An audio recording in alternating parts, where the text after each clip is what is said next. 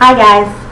I know I did something I don't normally do and I gave homework over the weekend because we need some practice on division. So what I have in front of you right now is a division problem, and it's got our little three things that we always do down the side. Now the only thing I'm going to add is the checklist that we have to go by, which is D, M, S,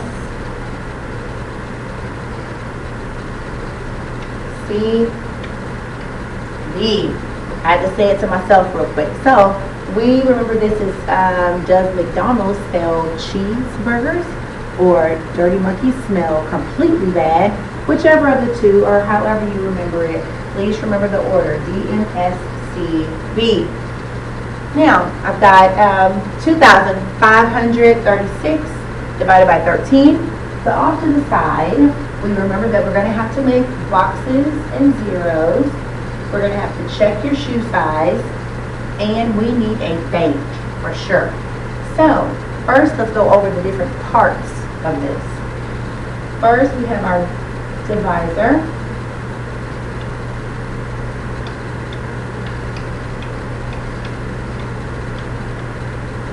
And here we have our dividend.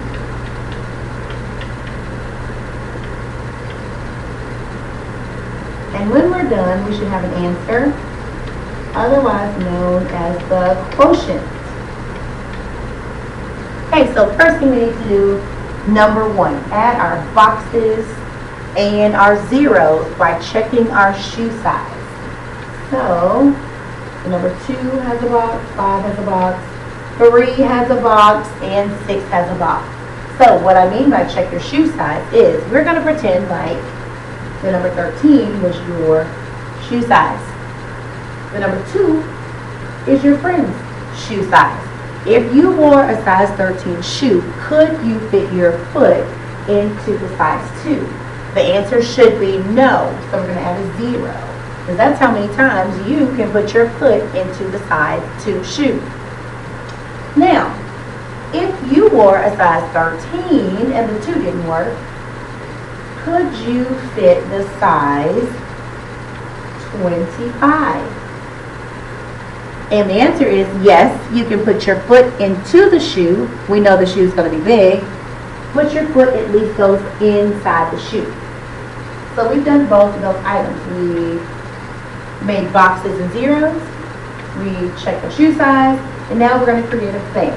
So we talked about why division is so hard, and we have a bank of numbers stored inside our heads that make some division really easy, like 5s and 10s and 2s, because we know those numbers already stored inside our heads.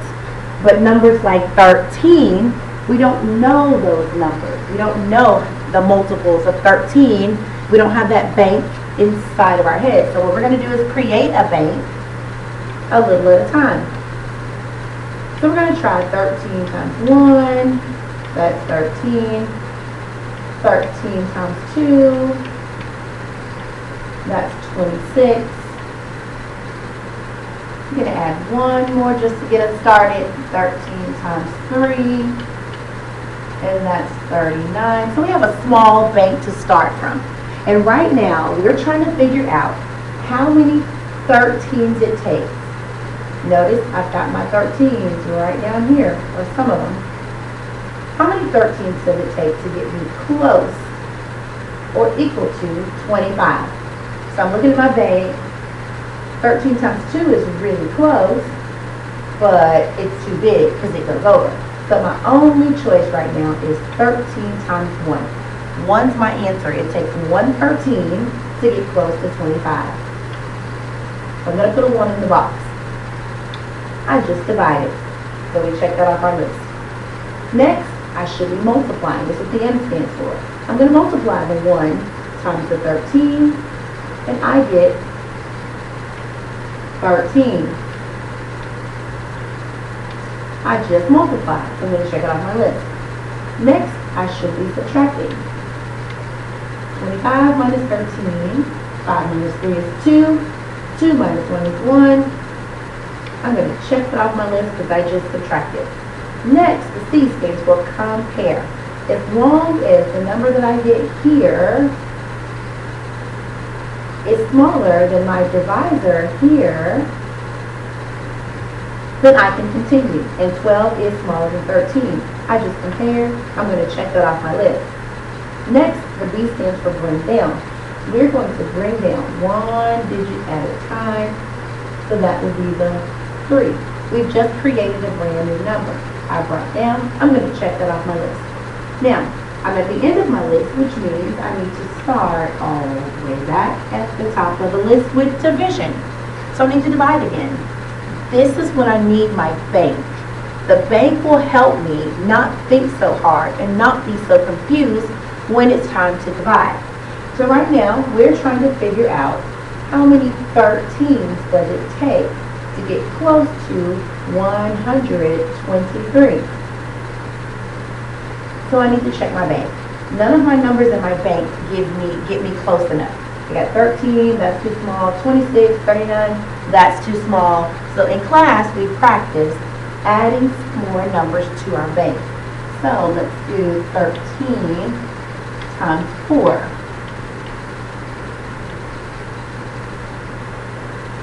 That's 52. Nope, still not close enough. Let's add a little bit more. 13 times 5.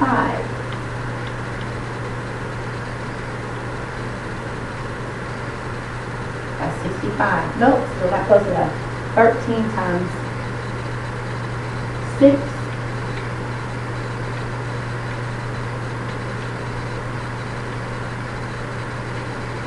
$78. Nope, I bet I can get closer.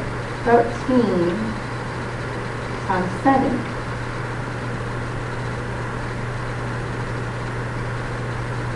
91. I bet I can get closer. 13 times 8. Try that one. 104. I bet I can get closer. 13 times 9.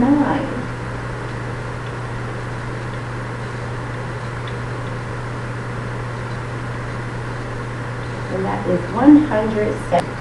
I bet if I add one more 13, that's going to be too much. It is. 13 times 10 is 130, and that's way too big. So, this one is our winner. It takes 9 13s to get close to 123. So I'm going to take my 9, it goes in the box, and I just divide it. So I check that off my list. Next, the M, I should be multiplying. I don't have to because we already did it when we add to our bank. So I know that 9 times 13 is 117. So I just multiplied. Check it off my list. Next, the S, I should be subtracting. 3 minus 7, we can't do that. We've got to go next door, borrow from the neighbor. The neighbor becomes a 1. The 3 becomes a 13. I hope you can see that. 13 minus 7 is 6. 1 minus 1 is 0. 1 minus 1 again is 0. And I'm going to check it off my list because I just subtracted. The C stands for check or compare. I need to compare the 6 right here to my divisor, the number 13, and make sure that it is smaller than my divisor. It is. I'm going to check that off my list. Next, the B stands for bring down. I'm going to bring down my last digit, which is the 6. And I'm going to check it off my list. Remember, when you get to the bottom of your list, you need to go all the way back to the top of the list and start with division again. Now, it's time to divide again. This is when we need our bank. I need to figure out how many 13s it takes to get close to 66. So I'm checking my bank. I don't want to get bigger than 66, but I want to get close to 66. And look at this. It looks like this is our winner. 65 is really close to 66, and it doesn't go over 66. So I like that number. It takes 5 13s to get me close to 66. I'm going to put my 5 here. I just divided. M, multiply. We kind of did that when we made our bank. So I know that 13 times 5 is 65. I'm going to check multiply off my list. Next, I should be subtracting. 6 minus 5 is 1. 6 minus 6 is 0. I'm going to mark that off my list. Compare. Let's compare my 1 and make sure it's smaller than my divisor. It is. Check that off my list. The next thing I should be doing is I should be bringing down. But when I reach up here to bring down, I'm noticing that there's nothing there to bring down. That is when you know you are officially done dividing. When you reach up here to find a number to bring down and there's nothing there. So we are officially done. Plus, take a look at our boxes. They're all full. That is another clue that you are done when all of your boxes are filled with something. So, we also learned in class today that we're going to do something different and special with our remainder. Instead of writing the little r and 1, signifying that we have a remainder of 1, we're going to write our answer, which is 195. We're going to take our remainder, and we're going to write it like a fraction. 1 is going to be our numerator. The divisor becomes our denominator. So what that means is, I'm going to put this problem in the form of a word problem. Let's pretend for a second that I had 2,536 fifth graders. And I wanted to make groups of 13. So I counted off all of my fifth graders. 1, 2, 3, 4, 5, 6, 7, 8, 9, 10, 11, 12, 13. That's one group. 1, 2, 3, 4, 5, 6, 7, 8, 9, 10, 11, 12, 13. That's 2 groups. And I kept on doing that until I got a student. I would end up with 195 groups. And inside every group, I would find 13 students. Except for one little lonely student who didn't get to make it into a group of 13. That's this guy right here.